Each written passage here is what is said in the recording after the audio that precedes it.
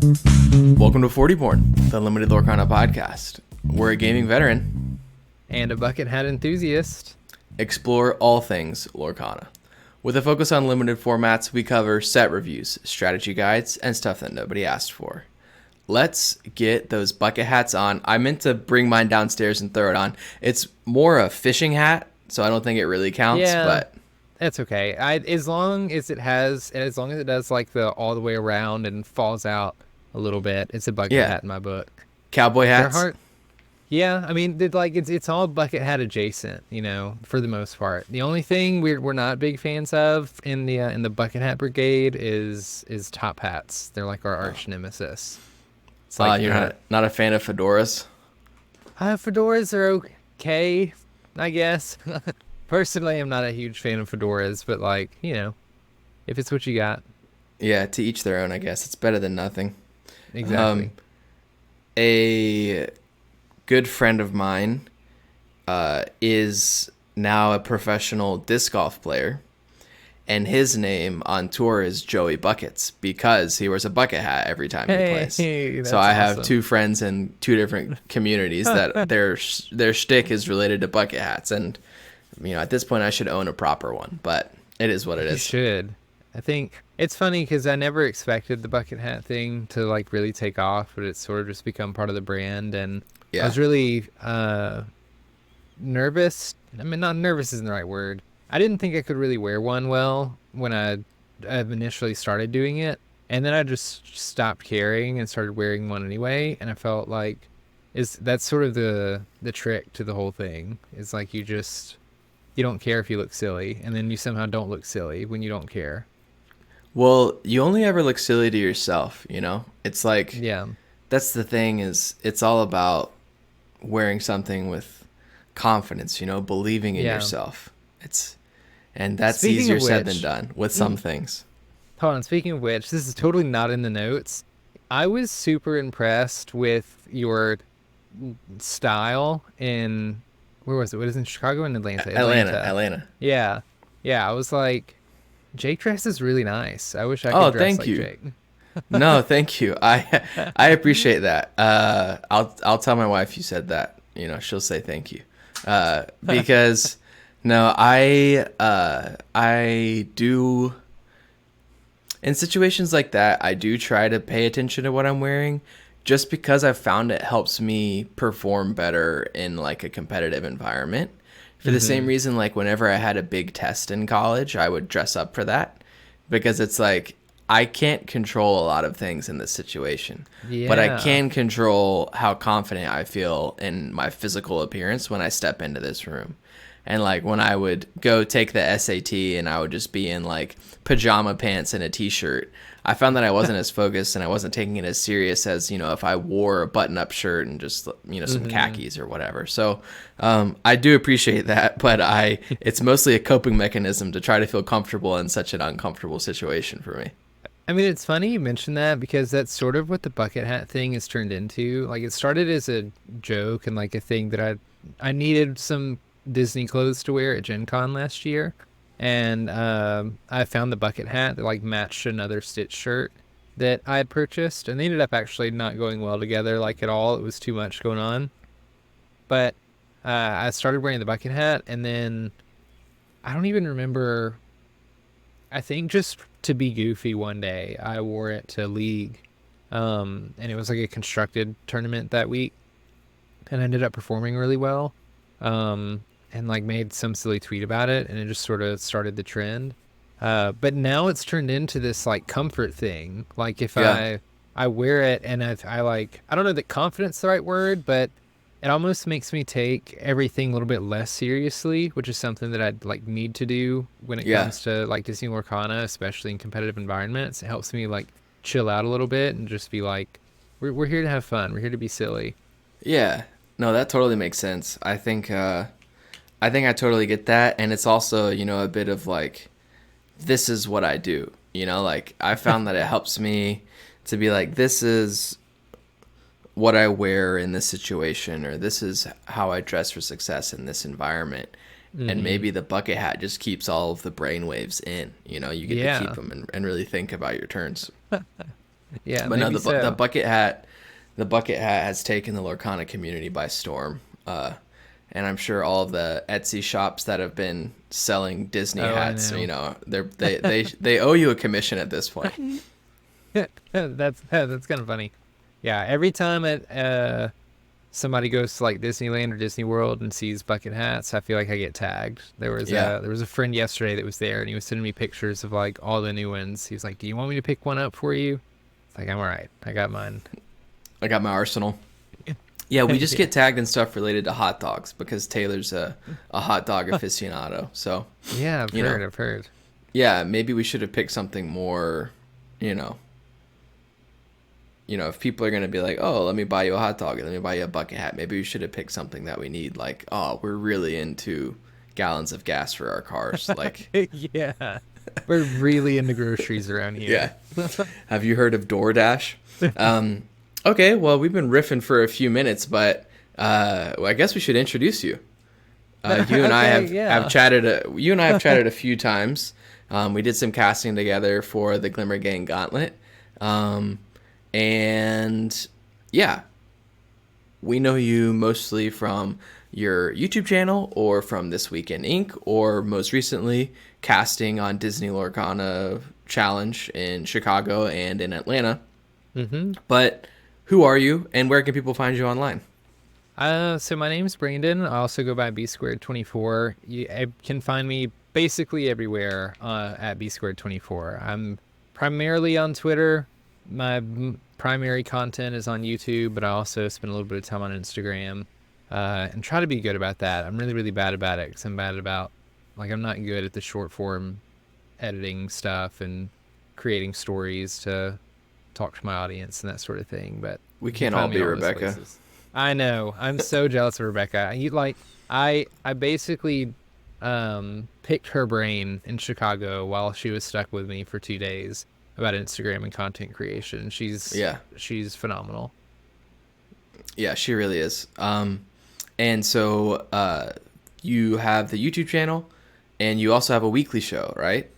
Yeah, yeah. So John T from the Inkwell and I do a weekly show called This Week in Ink. It's over on his channel, and it's just a weekly live stream where we go over the most recent news in Disney Lorcana. So we'll go over recent large tournaments. We've got, when the challenges come around, we talk about that. We've been fortunate enough to have been involved in the challenges as casters, so we can talk about that from that point of view as well. And then, of course, when a new set rolls around and we get new cards, we talk about the cards, what we think about them, and any other hot topics that are roaming the interwebs for Disney Lorcana at the time. For sure. And is there a way where they could find that show? So you can find the show on YouTube at John T's YouTube channel, which I think is just the Inkwell. I think you can just look that up or look up Lorcana the Inkwell, and you should be able to find it. And it's probably not under his like videos tab. It's probably under the live tab, but Yeah, you can find all of those. And recently, we've also been streaming to I think Twitter too. So maybe if you go to his Twitter, some of the little past live broadcasts are on there somewhere. sweet. Yeah. Yeah, we've had Jonty on the show, and we've had you queued up to pull you onto the show for a while. And so I don't know when this will be released, sometime in July probably. But Mm-hmm. as of recording this, in the world of Lorcana, Chicago has happened obviously, Yeah. and the Lorecast has happened. Those have been like, and Pixelborn has shut down. Those are like Yeah.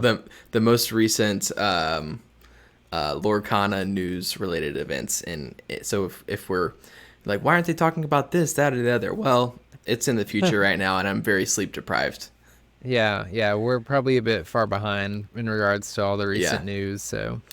Oh yeah, I can say the baby name now. I couldn't say it. Oh yeah. Yeah. So don't tell anybody. But when this comes out, the episode will release, and the baby's name will be public information. Yeah. That was true last week as well, but I just didn't want to tell Taylor when we recorded. So the baby's name will be Ada. Oh, I love that. Yeah. So Ada. Ada. That's a good name. And yeah, it's just a beautiful name that we like. So it'll be Ada Evelyn.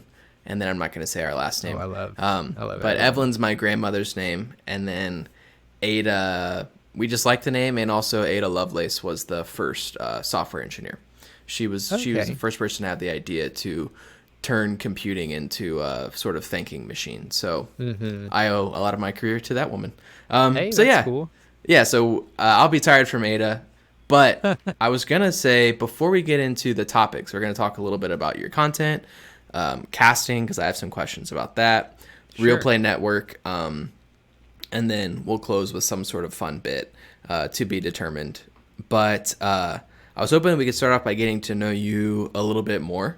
Mm-hmm. So we know your online presence. We know about the bucket hats and Bear and casting in Chicago and all that. But what's your day job like? Because I think a lot of people, maybe think that you or me or other content creators are, this is what we do. But you have a 9 to 5. What is it that you No. do for work? Yeah, so I'm a civil engineer by day. I went to school for civil engineering. There's a sort of a weird in between level where it's like after college, but before you become a licensed engineer, where you have your own engineer stamp and you can like stamp plans officially. Where long story short, after you go to college, you got to take a exam called the FE. It's the Fundamentals of Engineering exam. If you pass that and you graduate, you become what's called an engineering intern. It's called an intern, but like I do design work for engineering. I just can't stamp anything basically. Yeah. And then after I've worked under a licensed engineer for 4 years, which hasn't happened yet. I think that'll be next year. And I take the professional, or I think it's professional engineering exam. It's called the PE. I always forget what the P stands for. Um, Once I take that and pass that, and those 4 years are up, then I can become a licensed professional engineer. So I'm sort of in between there, but I am a civil engineer. I work primarily in trying to figure out how to explain this. I work for a lot of not for a lot of municipalities. We basically do contract work for municipalities, Okay. specifically with utilities like water, wastewater, which is just like poop water, and Yeah. making sure that that those systems work. That's important. And yeah, and other things like reconstructing roads, rebuilding roads. I've dabbled a little bit in private development stuff as well at my previous job, and the things that I know most are hydrology and hydrologic analysis, which is just essentially when you take a large area of land that's dirt and grass and trees and it rains, the water gets absorbed by a lot of that. But then when you clear all of that and put concrete there, a lot less water gets absorbed when the same rainfall event comes by. And so you have to do something with that water. And Yeah. that's kind of what I delve in. Also concrete, which is about as exciting as it sounds. Nice. I I don't know much about civil engineering. I was an engineering major for a semester and didn't like all the chemistry I was going to have to take, so I pivoted very Okay. quickly. Okay. But that's cool. So, uh, civil engineering, and you have been doing this for how long now? So I graduated in 2021, but I was working at a local firm for 3 of the 4 years I was in school. So, after college, it's been about 3 years, but I've actually been like working in the industry for a little bit longer than that. Sweet. And I don't want to dox you, but what is local for you? Like what state North or? North Louisiana, Okay, essentially. cool. I don't mind saying it because it's on the internet already. I live in between the two large cities in North Louisiana, which is basically Shreveport and Monroe. So Okay, cool. yeah. And do you a lot of our a lot of our small talk and a lot of the time when we just sort of riff on the show, we're talking about food. Do you have a Okay. favorite like regional cuisine like related to Louisiana, or Ooh, is there I anything mean, even specific to North Louisiana? no. So the Louisiana is very well known for its like Cajun and Creole food, which is what I was gonna say. Like the food in Louisiana is one of the reasons to live here, I think. But once you are north of probably Lafayette, it's sort of a joke that like nobody north of that actually cooks like food. Maybe not well, but like you're gonna get better food south of that Yeah. than north of that. And I grew up north Hmm. of Lafayette, so I didn't like grow up in a big Cajun Creole community or anything like that where there were a lot of those staples and those foods. Yeah. Um, like we still eat crawfish when crawfish season comes around, like that's still a thing. But you can't go wrong with it. The gumbo, jambalaya, etouffee, like all that stuff is really good, and it's really really difficult to do well and replicate in other places. Like I am one of those people from Louisiana that's like I go to Texas and I see a like quote Cajun restaurant and I'm like, is Yeah. it like Yeah. are you doing justice? Is it actually as good? So No, that's totally fair. I don't know if you listened to last week's episode, but we received a strongly kindly worded email about our opinions on crawfish, and uh, we had to apologize to the Louisiana community because Taylor was talking about how it would hurt his fingers whenever he would eat crawfish, and she was like, I get that. I mean, was it like hurt like it was like they got sore or hurt "No, like like physically burning, to like it was burning his okay. fingers." Yeah, But sure. I mean, she was very nice about it. But basically, she's like, I don't think you're eating good crawfish if like all the seasoning is on the outside. And I'm like, that's fair, I guess. that doesn't make much sense. The seasoning can only be on the outside of the crawfish. You have to take the tail off and eat the meat from the tail. But I don't I know. think she was saying you like cook it in the water which has the seasoning in it instead of like Yeah. dusting the seasoning on Oh afterwards. no. Yeah, no, Yeah, you don't dust the seasoning off after. But it does burn. Like if you like you will learn quickly how many cuts you have on your hand yeah, once you start eating crawfish. yeah. Oh yeah. That Yeah, that's it it. That's a definitely good point. burns. No, she was very nice about it. It was just mostly funny that we got an email about crawfish. Like we get very few emails, and to just see one related to our I'm telling you, man. takes on crawfish was pretty Yeah. funny. The people down here are very passionate about the food. Like Yeah, we do a lot of people eat food to survive. Like we live to eat food down yeah. here a lot of times. So I've been to New Orleans. That's it, and the food was really good. I really yeah. liked it. Yeah, Um, New Orleans is awesome. yeah, I Well, was. the food's awesome. Yeah, yeah. I was gonna ask because we are recording this at a time where we have a cutoff time because you're gonna go play Dungeons and Dragons. Yeah, it's not for a while. What's your character in Dungeons and Dragons? What's your race and class and Oh, subclass? okay. So it is. I'm multi-classing. This is my first time playing Dungeons and Dragons, by the way. Um, but I'm multi-classing as a monk rogue. I only have one level in rogue, so I wanted to get the sneak attack ability. I think I'm a wood elf, if I remember correctly. Um, and I'm specifically going into it's like the shadow, it's The, whatever yeah, the Way monk. of the Shadow. Yeah, yeah, the way of the shadow. And I'm just like a sneaky assassin. And like, well, not really assassin. The backstory, long story short, is that I'm like a treasure hunter, like come from a family of treasure hunters. And so I have a lot of skills in like stealth and, lie to people a lot and steal things for fun. So Nice. So yeah. like a rogue that's not a rogue. Yeah, kind of. It was like, I didn't want to just be like criminal. I mean, it's like I think of like, what's that game? Uncharted? Like Yeah. Uncharted and things like that. No, the gentleman rogue. I get that. Yeah. I before we get into the content, one last thing before we started recording, I asked you about a Yeah. magazine that sits behind you on the shelf, the Game Yeah. Trade magazine, and apparently it's some deep Lorcana lore that I don't know anything about. So for our listeners at home, uh, could you explain to us what's going on with this magazine and why you keep it behind you? Yeah, so this is a like major um historical event in Lorcana, one of the largest ones I think to date, which is why I got so excited when you asked about it.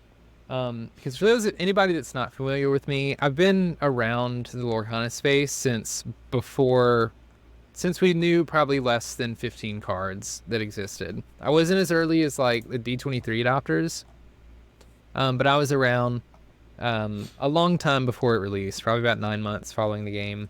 And for anybody that doesn't know the history about that, there were quite a few months back then. Well, sorry, I'm going to back up a little. Originally, we got the D23 cards, and that was all we had for a long time. And we didn't know anything about the game. We didn't know how the game was played. A lot of the content at the time was just analyzing the very little that we knew, or could see on the cards and theorizing how the game might play and what characters might be in the game, etc. And then very slowly, Ravensburger started releasing cards, and we learned about the ink colors, and it was a very exciting time because we were all chomping at the bit for any information about this game that we could find. And like, the community was relatively small. There was no official Discord. There was another Discord that probably had like 2,000 or less people in it, maybe a little bit more by the time the GTM magazine came around.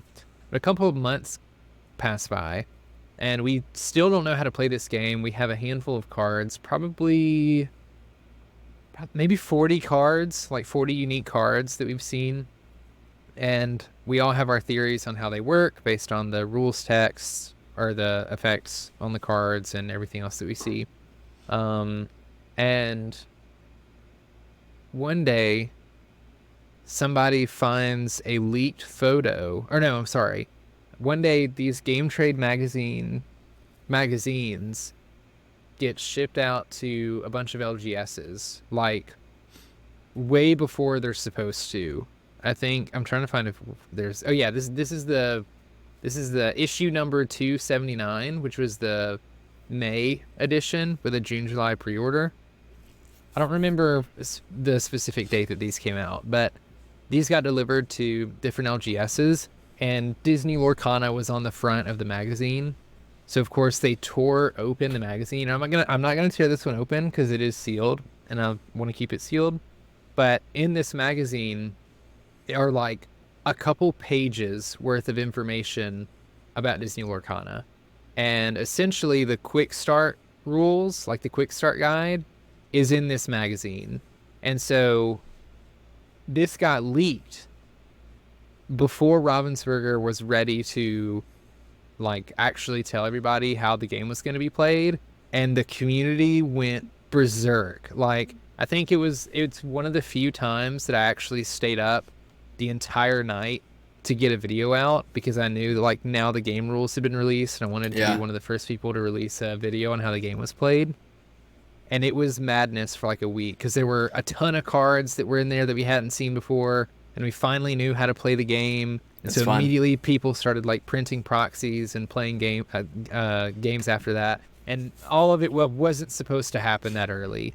And actually for a while, the community tried to keep it like on the low. Like, a couple of us got screenshots, but we didn't share it everywhere.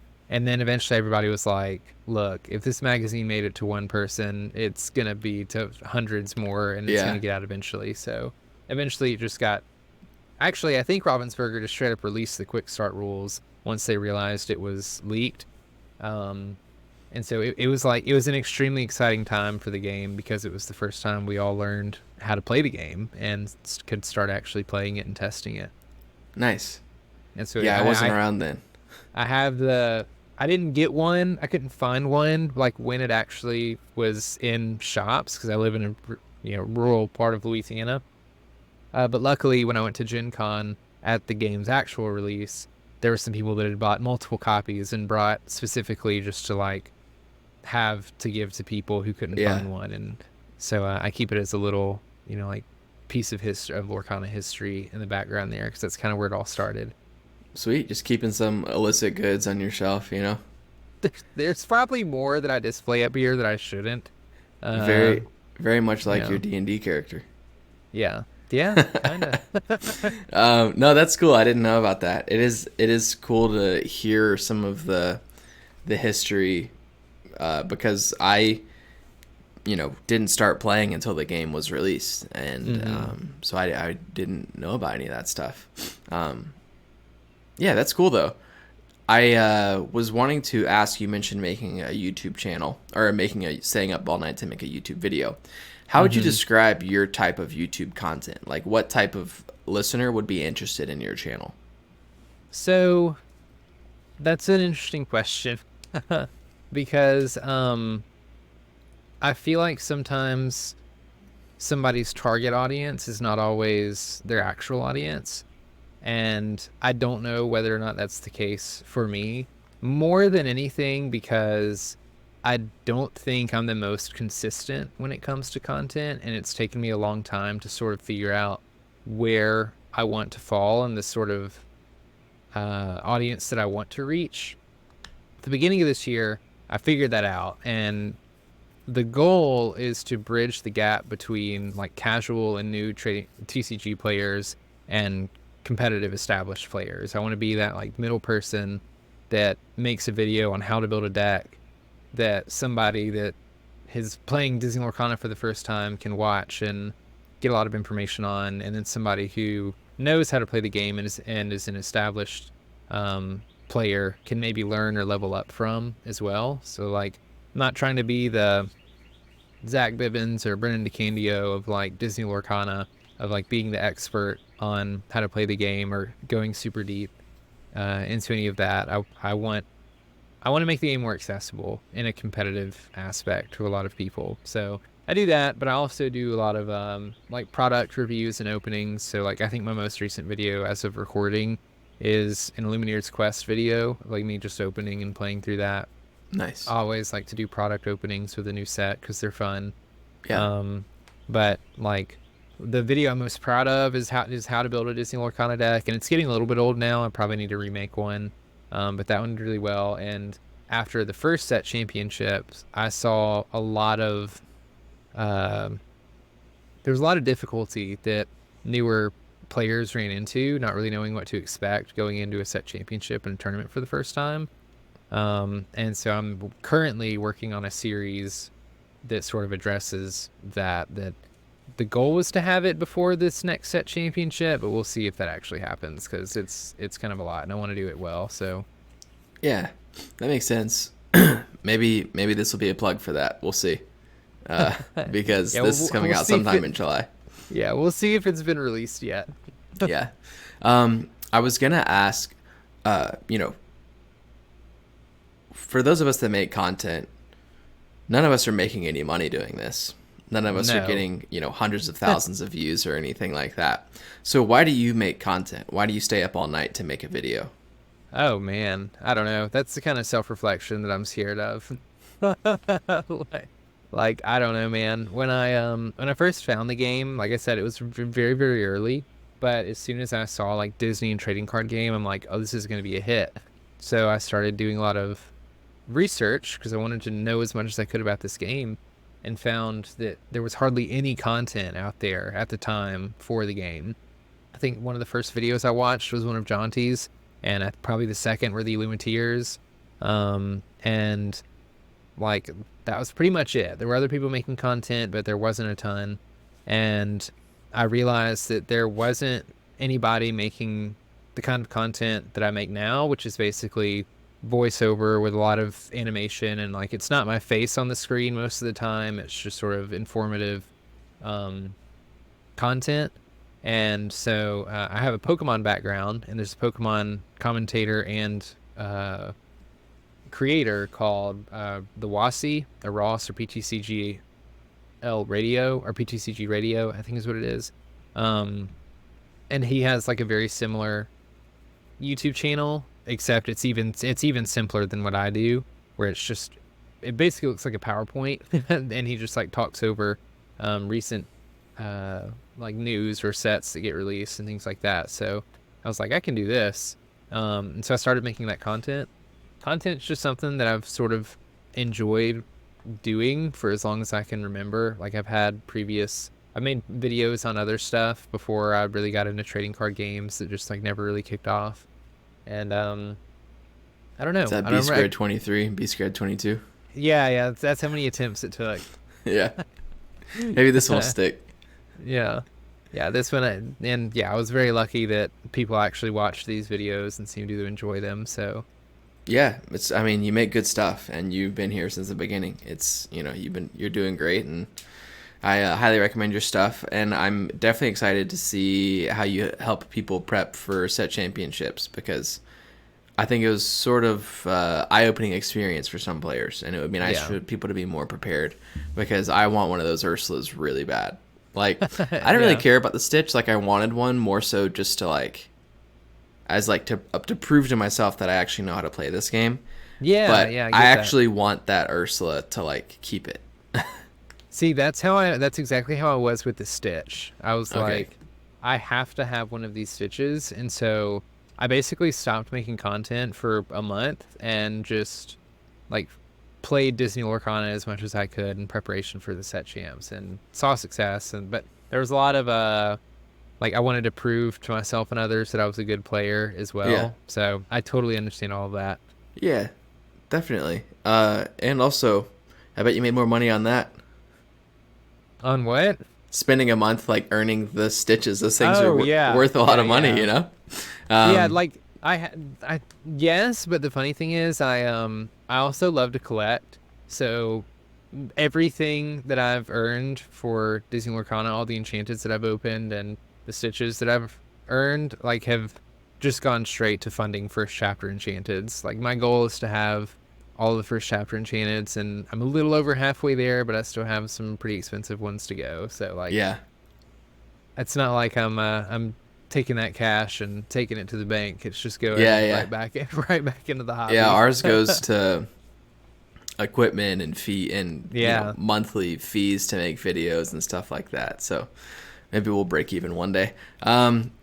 I was gonna ask, related to your specifically your YouTube channel. It doesn't have to be related to this. It could be related to hmm casting or your work with Jonty or Real Play Network. Where do you hope to be a year from now? Oh man. That's a that's something I've been reflecting on a little bit for a while because more than anything, more than the content, and I'd say even more than being like a top player, commentating was like not the end all be all, but like that was the faraway goal that like what if I make it there, I've made it, sort of a thing. You And made it. he qualified way faster than I expected to, like years faster than I expected to. And it's still something that I'm sort of coming to terms with, and there's a lot of imposter syndrome when it comes to content creation. And there's especially imposter syndrome when it comes to commentating for me right now because I don't have a decade's experience of card game experience. You know, I don't have this huge resume is not the right word, but like I don't have this huge list of accomplishments and of like being a super pro player in other TCGs or anything like that. Like Yeah. I'm an entertaining guy who likes to think that I know the game. I study the game a lot and I, consider myself decent. Decent enough to be up there, but um yeah, I don't know because my answer would have been like to be commentating an official event, and that came a lot faster than normal. So now that I'm doing that some, hopefully I'm still doing that. But I would love to see more growth in my personal channel and spending a little bit extra time there because um, I work a 9 to 5 and it's really difficult to like play the game and be good at the game and also create content for the game sometimes, at least quality content. Um, so I'd love to put more effort towards the channel and see it, like really grow. That makes sense. Yeah. I think that's a goal that totally makes sense. Maybe a year from now you'll have casted worlds or whatever. You know. Oh my God. Well, we don't know when when Yeah. Continentals is happening, Yeah. We don't know when any or of that's Worlds or happening. whatever, but surely we'll I've, have had a Worlds before Set 7 releases. yeah. Well, yeah, I think so. Cause they said worlds initially, so much has changed since they said this. So who knows if this has changed also. But initially they said worlds would be at the beginning of 2025. So whatever Sweet. that means. I'll clear my calendar. Yeah. Yeah. I'm saving Um, for it. yeah, I would love to see y'all cast there. But I think this is a natural transition to the topic I wanted to talk to you about, because Mm-hmm. I've known for a while that for you, you really want to cast. You know, we casted together at the Glimmer Gang Gauntlet and had a good Yeah. time. Yeah, it was awesome. But a lot of times, once we achieve a particular dream or goal in life, it differs from what we expect in ways, in good ways and in bad ways. So now that you've Mm-hmm. casted two events, one in person in Atlanta and one which was remote, which was Chicago. No, they were both in Oh, person. you were in person for both. Yeah, yeah. Okay. Well, how was casting better than you expected, and how was it worse than you expected? Let's see. It was better than expected in that it was like everything that I thought it would be, like being able to be behind the camera and be in the nice outfit and entertain everybody that's watching this competitive event. That's one of my favorite things about trading card games. Like I said earlier, I come from a Pokemon background, and I love their production that they do for all of their regionals and like internationals and stuff. It's so entertaining. And I'll like when I was playing that game, I'd take weekends where I would just watch the coverage, all day. It would be on TV all day, and I think they did an awesome job. And so for me to be in that position where I'm the person that people are like listening to all day or half the day, covering the Disney Lorcana challenge is sort of surreal. And getting positive feedback from people has been really awesome because, um, like I said, there's a lot of imposter syndrome. I haven't done it professionally other than for the challenges. I did a lot of commentating on my own and for sort of grassroots like stuff for Disney Lorcana, but I don't live like close enough to a large Lorcana community that's hosting tournaments that I've been able to like cast in person, or like do every Saturday the league does a constructed tournament and I cast that every week. Like I haven't done any of that. All the stuff that I've done has been remote and has been just sort of because I've gone out and asked and tried to do it. Um, and so the challenges being my first professional gigs was really intimidating, but super rewarding. Ways that it's been worse than I expected is I just keep going back to the like imposter syndrome, like all the insecurities that come with it, because we're in a spot now where like there are people who are making names for themselves in the Disney Lorcana community as competitive players because they're doing really good and they're performing really well.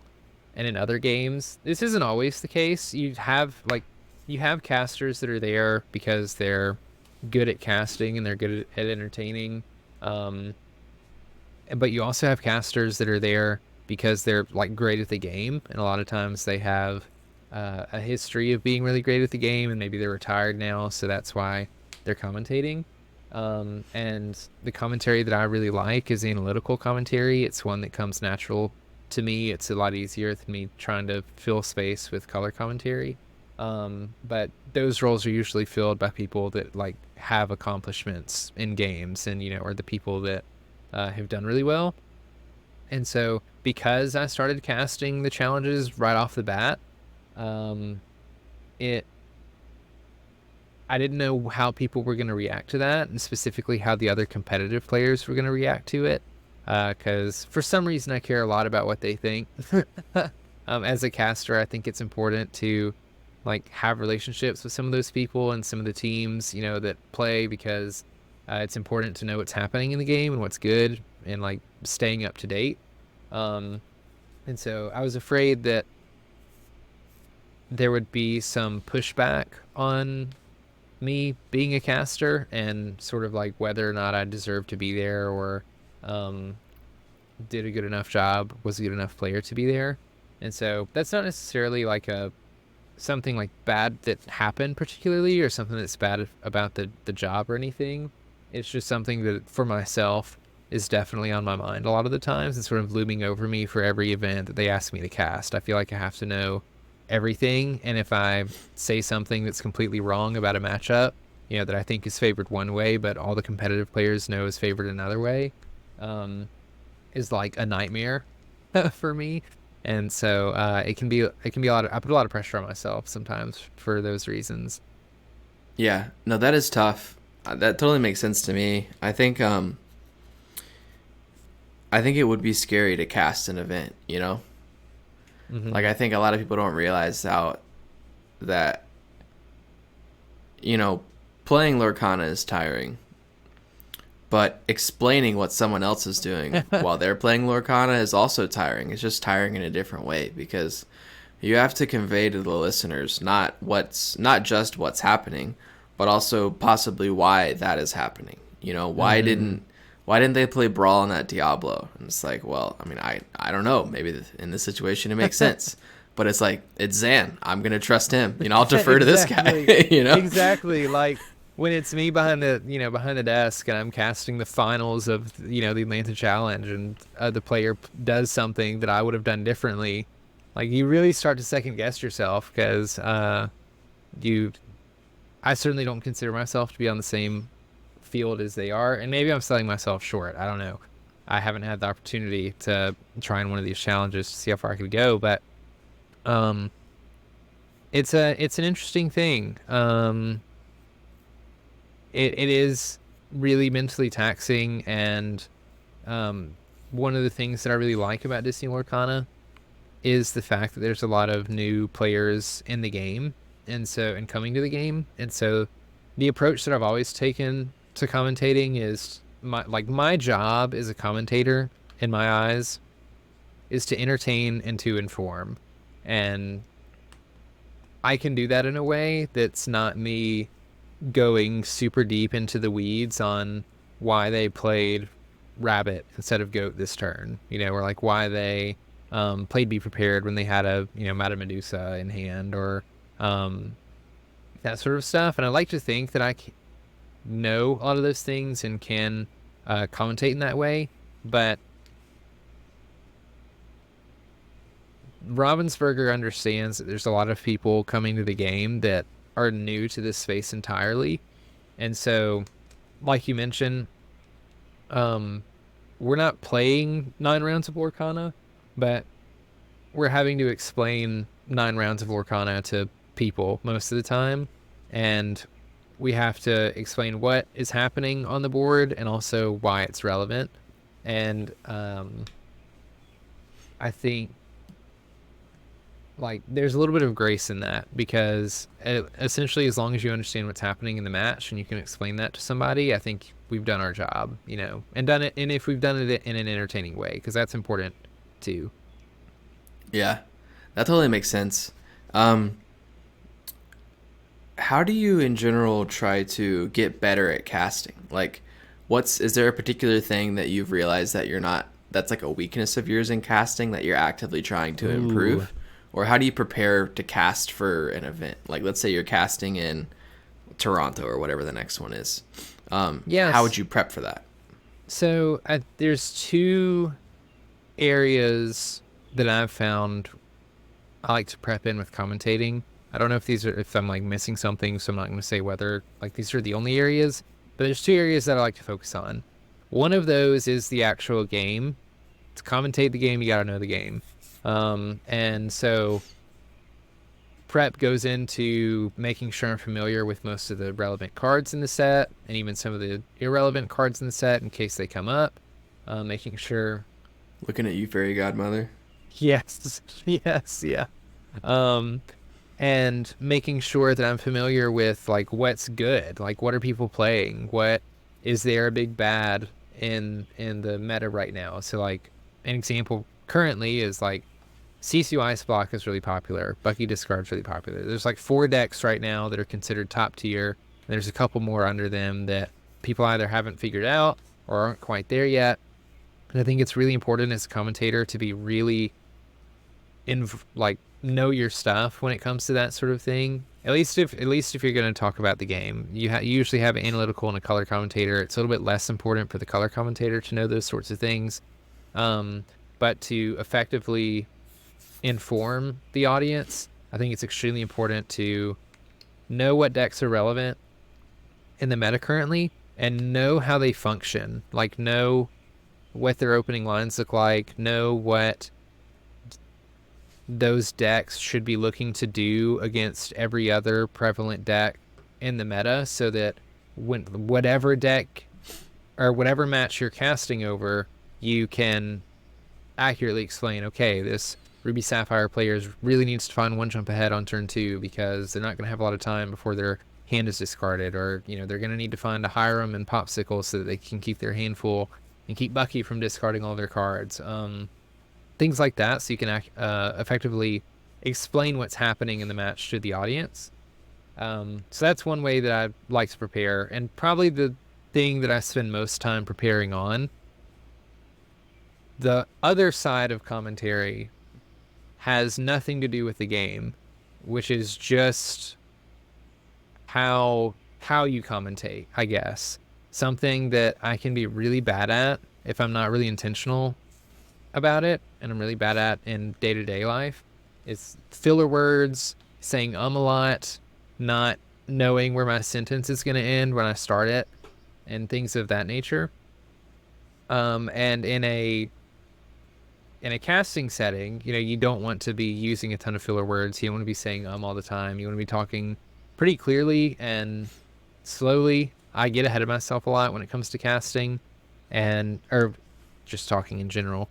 And one thing that I constantly have to work on is telling myself it's okay to pause and not say anything if I need to think of the next word in my sentence or whatever, because I'm really, really bad about trying to fill those words or those sentences, and it's obviously not fun to listen to if somebody's using those words all the time. So I'd say that pretty much sums it up. The two areas. You have like the actually casting and talking well, speaking well, then the game knowledge of what you're talking about. Yeah, that totally makes sense. I think that's what would be hard for me. Like, I feel pretty confident in my ability to speak about the game, Mm-hmm. like, but when I edit the podcast, I use Descript, which shows how many filler words I've used, and that number is pretty high. No. Oh, I would hate that. Yeah, so I'll let you know how many times you said on this podcast afterwards. I'm sure it's a lot. Even in my YouTube content, it's difficult for me to listen back to my audio recordings because I just don't like listening to myself talk very much and finding all the things that I said wrong. I misspeak a lot. Like, I don't know why this happens, but I'll be thinking of one thing and then say a totally different word. Like, there was a time in, I think it was Chicago, where somebody inked We Don't Talk About Bruno. There's no amber on the table. And for some reason I said this person inked The World's Greatest Criminal Mind, and because I'm just like going, and somebody like pointed it out in the comments of one of the like YouTube video people that uploaded the streams, and I'm just like, I hate when I do that stuff, and I don't even know I do it. I like blaze right past it. So I wasn't gonna bring it up because when you said that, I was like, wait, really? How did he ink that? And then I was like, okay, never mind. It was just it was a slip of the tongue, I think it was like the finals. It's like, yeah, of course. And some of these cards, these names, they're getting too long. I know. I find them, I flatten them. Yeah, but that's the thing. I can see where my brain went. Yeah, exactly. We Don't Talk About Bruno and World's Greatest Criminal Mind are two very long action song cards that both start with the same sort of like syllable or like way to say them. And so I don't know why World's Greatest Criminal Mind came out. I just hope that henceforth in casting you exclusively refer to that card as World's Greatest Criminal Mind. I just run with the bit and only ever call it that. Or anytime you don't know what a card is. I think it's World's Greatest Criminal Mind. But no, that's cool. It's a skill that it's hard to practice, because to get better at it, you need to practice. Yeah. But to practice, you need opportunities to do it. So you have to sort of like find smaller things where you can, try to flex those muscles and get those reps in and improve yourself. Yeah, and not to spend too much time on this topic, but I weird this is gonna sound super weird, but casting is something that I've been passionate and interested about for genuinely maybe not as long as I can remember, but the moment that I learned about esports like being a thing in junior high, I remember the first time I ever like found Twitch basically. And I was watching like the 2017, no, that's way too early. It was like a 2008, 2009 like Call of Duty World Championships or something like that. Maybe it was a little bit later than that. I remember just loving the experience, and I loved following the casters that casted over those things, and so much so that when I was in junior high, I went to an extremely small private school, and so most of us like knew each other and interacted with each other in our grade, and a lot of us played Call of Duty, and we had no vehicles, and so all we did was play Call of Duty when we were at home, because we couldn't go anywhere. So we tried to play it like semi-competitively. Anyway, sometimes there would be scrim matches that would go on, and rather than like playing the scrim matches on a team, I would sit in the spectator mode and like commentate to nobody. Like I would talk about the match like it was the world, championship match. That's As cool. early as like junior high. And so to get real commentary experience, like you're right, you need those opportunities, and they're hard to find because if you go to your LGS and you're like, hey, let's run a tournament, you guys stream it and I'll commentate over it, like who's going to provide the equipment, who's going to set it up? Yeah. Like the LGS does not want to go through all of that effort, because it's really not that beneficial for them to go through all of No. that. So like you kind of have to provide it yourself, but you can absolutely practice on your own. Like that's how I started years ago when I just like wanted to get good at this. Is I would watch live streams of people playing at competitive events, and I would just mute the live stream and I would commentate to nobody, and I would work on finding stuff to talk about constantly. Work on knowing parts of the game, knowing what to talk about when, knowing how long to talk about it before you have to move on, etc. So anybody that is interested in commentating, I highly recommend that. Is just like commentating to yourself, kind of like acting in a mirror, sort of a thing. Yeah. Get the reps in. No, Mm-hmm. that makes sense. I did some practice for the Glimmergang Gauntlet, and casting was it's tricky. It is fun. It's like very tiring, but I would encourage people that if you think that if you watch and maybe think that you could do better than some of the people that are casting, and you want to be mean online about it, how about you Try pull it. up a YouTube video and try it for 3 hours straight, Yeah, and yeah, that's a let's see difficult how it thing. goes. Is even being a commentator, I notice way more when I'm not commentating. Like if I'm just watching somebody play, I see so many more lines than I do when I'm commentating. I see all the misplays, and it's because there's no stakes. There's nothing that I'm thinking about other than like the current board state and what's happening. And commentating can be really tough because you're usually paying attention to like five different things at one Yeah, time, and you're very likely to miss, something in those five things. yeah.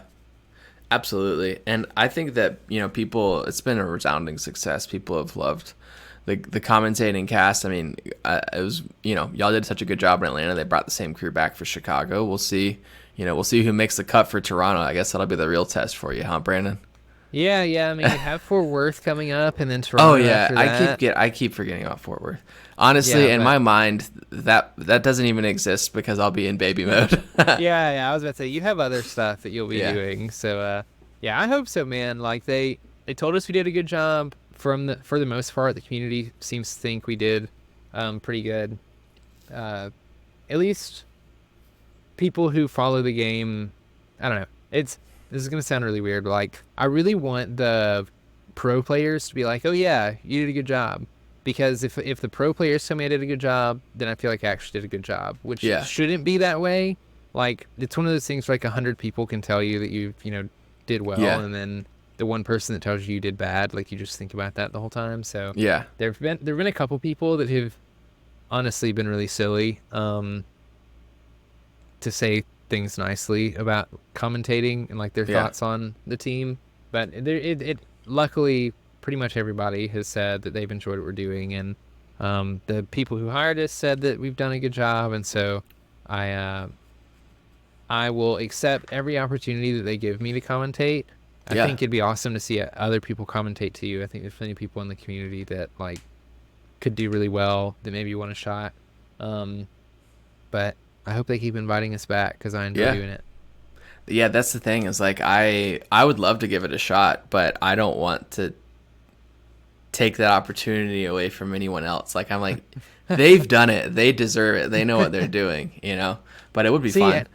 and I Um feel the opposite because I'm like I've already done it, so like somebody else should get a shot yeah, to do you're it. ready to retire. Get some fresh blood in there. Um no, that's cool though. I was going to ask, and if we need to cut this afterwards we can. Um Sometimes I feel like working directly with Ravensburger and Disney, the lines are a little blurry. Hmm. Is there any layer to that with commentating or casting where it's like you need to be even more vigilant or aware of like things that you say or whatever because Yeah. Disney's involved? Because like y'all were like directly mentioning specific characters and songs, and I know they're super Hmm. protective over their IP. So did they give you Yeah. guys So like do not say these 50 things or anything like that? okay, so I mean, there's definitely a lot of stuff that they were like, do not say this. Like, don't mention these things. Don't use these words.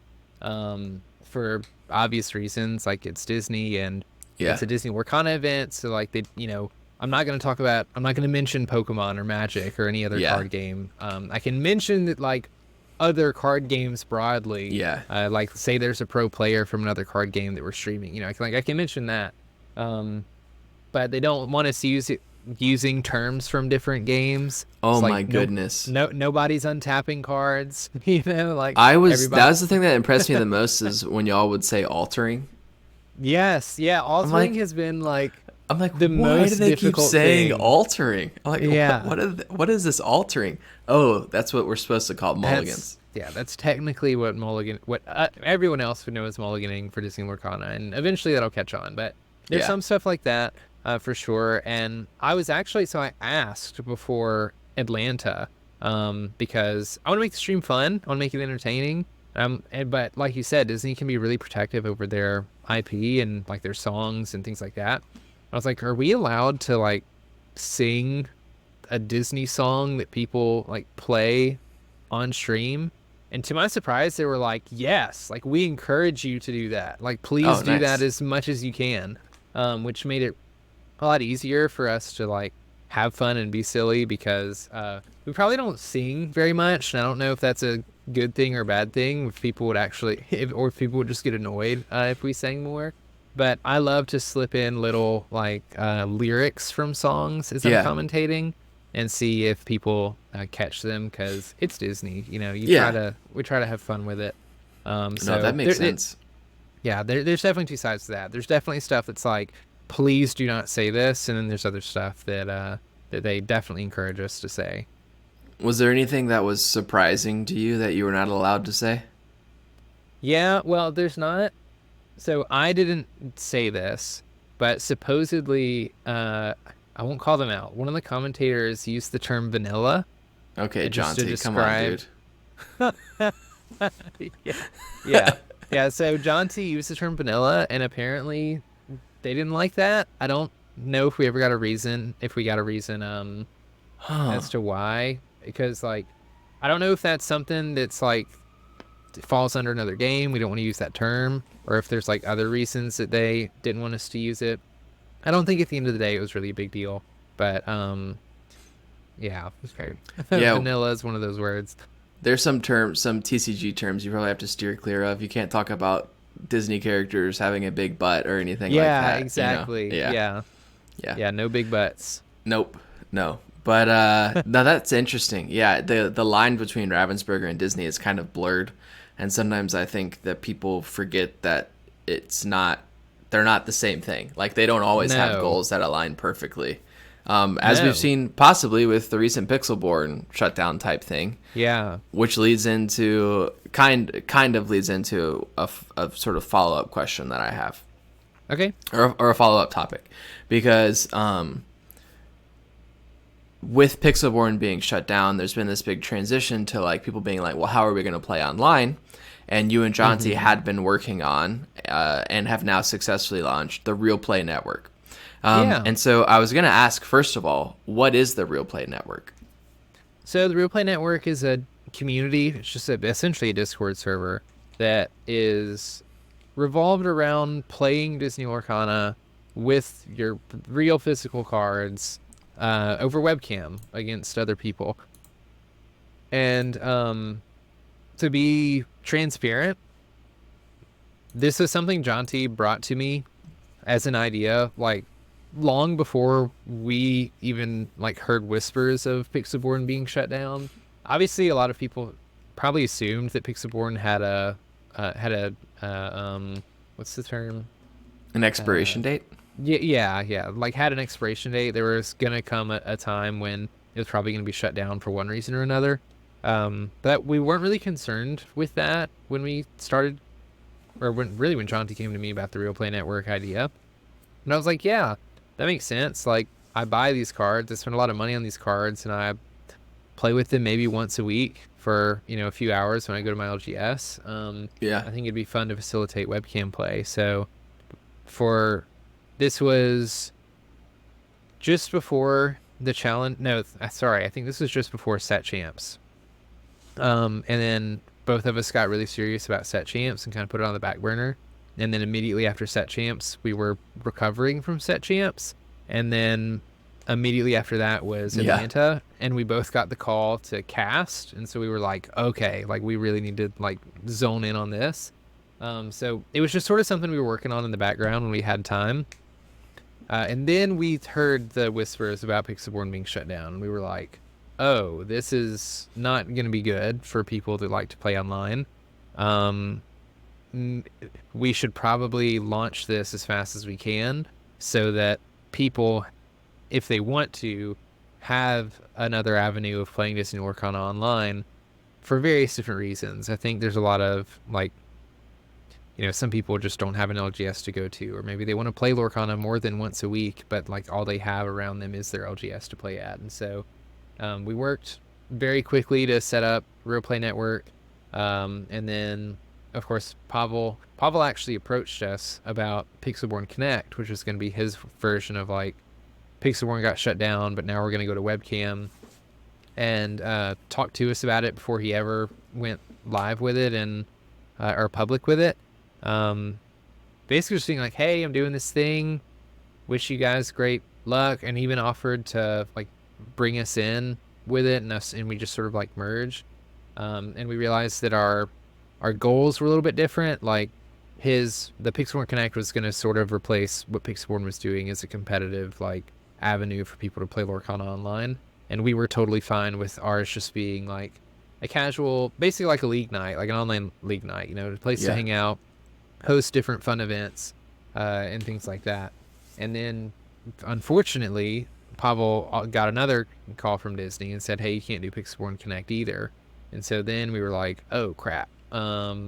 There's no way for people to play Disney Lorcana like seriously online or competitively." And so, is there any way we can facilitate that at Real Play Network? So I did a lot of searching. Honestly, just came across a Discord bot that like facilitated matchmaking and a queue system. And I was like, this will at least give people an option to play online competitively. So we went live with Real Play Network, and we just went live with our ranked play. And there's a whole queue system. You just join the Discord, and you can click join queue, and then when somebody else is in the queue, it'll pair you up, and you get immediately thrown into a voice channel, and you play out your webcam games, report who the winner is, and there's a whole leaderboard. You gain and lose MMR just like you would, or just like you were on Pixelborn, except everything's with real cards over webcam. So we've seen way more success with it than we were expecting, to be honest with you. I think I haven't checked today actually, but I think yesterday there were like 1,300 members in the Discord. Yeah, we're getting close to 1,500 members. People are playing games constantly, which I just love to see. More just Yeah. because like people still have a way to play Lorcana, Hmm. at their home. Yeah, that's huge. Like, I just think about like for people like me, next month I'd love to play in a set championship, but I will not have any time to Yeah. practice or play. But I can't Hmm. play on Pixelboard now, so if I could queue up and play a handful of webcam games, when I have 45 minutes to spare or whatever, that Hmm. would be huge. Um, are there any concerns on y'all's end on like getting the call from Disney or anything? Because like I Oh, feel I like that's mean, a weird line we all have to walk in this space. yeah. I mean, absolutely. Especially since Shanti and I are like the ones running it and facilitating it, and we work with Ravensburger, we work with Disney officially now as casters. Uh, we're very concerned about it, just in the fact of like we want to make sure everything we do is within the lines. Like we don't want to do Yeah, anything that would make them upset. Um, because we enjoy having that relationship with Ravensburger. There's not really much of a relationship with Disney. It's like a relationship with Ravensburger, and then like they deal yeah, with Disney. Um, so that's why it's just real. Like that's why it had to be real cards over webcam, because you still got to go and buy real cards. And even people ask us a lot about like proxy cards and the hobby store program. Like, is that a hobby store program agreement form? Has like very specific definitions of um like a proxy card, a counterfeit card, and a test card. And like a counterfeit card is just any version of somebody trying to replicate a Disney Lorcana card, but a test card is, they define it as like a trading card that somebody like marked out the name with a marker and wrote it as something else to test and that's with. okay. And that's okay. So Sweet, like that's what I already do. yeah, exactly. I forget. Oh yeah, I have a deck right here. I don't have all the Diablos, but I do have some like Hercules or something that I just crossed out and wrote Diablo on. Oh Yep. yeah, here we go. This isn't a Diablo, but it's one of the Flynn Riders is like on a Louisa, and I just like scribbled all over the card. Nice. So it still allows people to play the game if they can't, like buy all the expensive cards, but they're still using like Disney trading cards. And so it's really like small details like that we have to be Yeah. concerned about and make sure we're really clear on, because we want to stay in good graces with Yeah. Ravensburger. Yeah, absolutely. That especially makes sense with your already established relationship with them. Hopefully they would Hmm. at least speak with you before just being like, shut it down. Um, Yeah. that's the scary thing with Disney for me. I feel like we walk that line Hmm. where it's like I'm just, I feel like I could get a call any day where they're like, this line was crossed, you're done. That's sort of like my biggest podcast related fear. Um, Yeah. I was gonna ask, doing the webcam events or doing webcam gameplay. Is there any plan to incorporate sealed into Uh, into the RPN?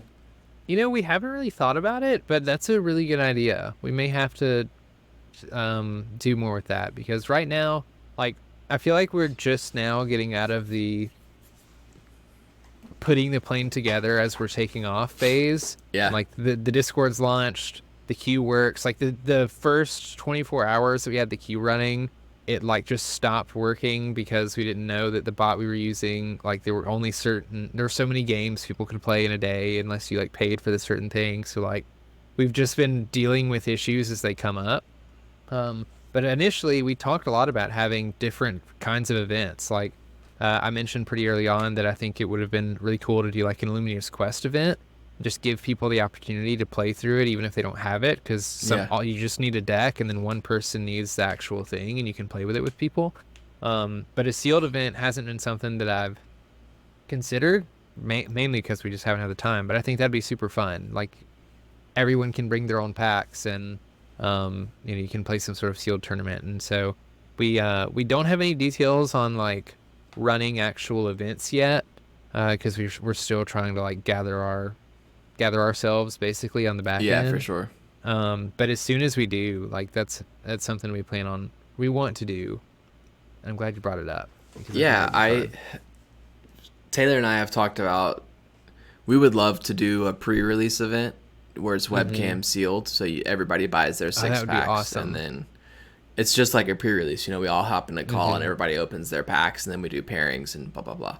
But I might we don't have take the you up on bandwidth to that. do that before set 5. So if RPN would like to do that, I'm sure plenty of our listeners would love to participate. I was about to say, we may have to just pull you guys in and be like, hey, sponsored by 40 Born.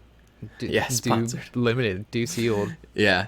We'll bring you guys in. That'd be fun. There's been people Yeah. that have already been trying to do pack battles. Like I've seen a couple people in the looking for games thing being like, does anyone have an extra pack? Who wants to do pack battle? So Yeah, that'd be fun. some of that's already starting. Yeah. Yeah, I think the more limited that happens, the better for us. We think it's a great way to play, so we'd love to see it happen. There's no reason you can't. I mean, you couldn't draft, but Right. yeah. You could draft using randomize.inc, and then if you have a complete collection, then you could actually build what you built and then use proxies. Yeah. Not proxies, sorry. What's the term we're supposed to use? Test cards. Test card. Sorry, Disney. Don't get me, Mickey. Okay. Well, before we wrap up with our closing segment, where can our listeners find you? Just one more time. You can find me on YouTube, Twitter, Instagram, basically everywhere at BSquared24. Sweet. I think you mentioned that your pack one pick one was food related, so maybe we could let's close out with a good old fashioned pack one pick one. Yeah, so I don't know why, but recently Tex-Mex has been like hitting for me. It's like Mexican food, but specifically Tex-Mex is one of my favorite foods in general.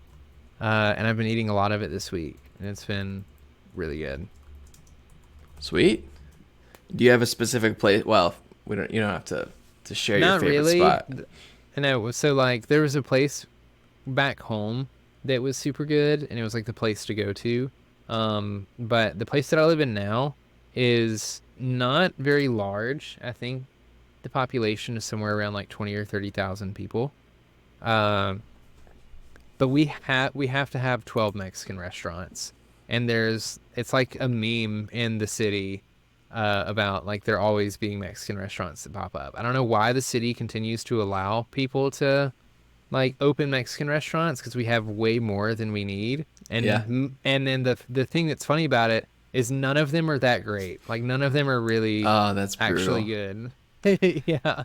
And so there's like so many of them, and you'd think there'd be at least one that was decent, but yeah, it's Yeah, we have several Mexican restaurants as well, but almost all of ours are excellent. So I do not complain. I love it, and I like to have it everywhere. I would say my pack one pick one for this week is my birthday was on Father's Day this year, and so naturally I got myself a very father-y type gift. I went to Home Depot and I purchased a Milwaukee hammer drill. Oh, yeah. I've been wanting to get one for a while, and I pulled the trigger and got one, and it has been a game changer. We've been remodeling we've been building a pantry. Hopefully, when this episode is released, it should be done. The shelves are drying right over there with the polyurethane on them. So when this ends, I'm going to put them in place, and then it should be done. So that'll be the end of this project. But it's been so much better because I just had a super cheap one that I got for like $40 when we first got married, and it like barely worked, and the battery would always die. And now this one, it's like these things are so powerful. I feel like I could drill a screw just straight through concrete with this thing. It's wild. you might with a hammer drill. a high quality Milwaukee hammer drill. That's my pack one pick one. Not a sponsor. Yeah, those are awesome. The place that I live now is supposed to be like a renovation project. It's going extremely slow, like way slower than I wanted it to. But I've had to purchase a couple power tools for that in preparation for it. And I don't know, there's something special about going from not owning any power tools and then owning like a nice set of power tools. I don't know what it is, but I feel like an adult, you know? yeah, like it makes you feel a little bit grown. Like, Yeah. I'm not supposed to own these. Yeah. Yeah. Well, we're real adults here as we wrap up our podcast episode about a Disney trading card game. Yeah. All right, man. Well, thanks for your time. I appreciate you coming on the show. If you want to check out more content, you know where to find Brandon online. You can find us on YouTube at 40born. On Twitter and Instagram, we're 40born there as well. We have a Discord where we talk about limited or all kinds of things. If you want to see, photos of the shelves, or I don't know, maybe I'll be sharing cute baby pics or whatever. Yeah. Maybe I'll be longing for, at this point, any form of social interaction. Yeah, you'll be in there at like 3 in the morning, 4 in the morning, just like Yeah. trying to find people to talk to. Anybody want to get a game in real quick? All right. Hey, well, thanks for your time, man. Yeah, thanks for having me. This was awesome. I listen to you guys a lot, so I was excited to have been asked on. No, I appreciate that, man. Do y'all have a closing phrase on This Week in Ink that y'all do? Oh man, I'm the worst at this. It's like John T says, I'm jaunty. I don't even remember. It's like I'm so bad at like remembering specific phrases. It's something about like that was This Week in Ink, and then I think I say I'll see you next week in ink or something. I don't know. All right, cool. That was This Week in 40 Born. See you next week in 40 Born.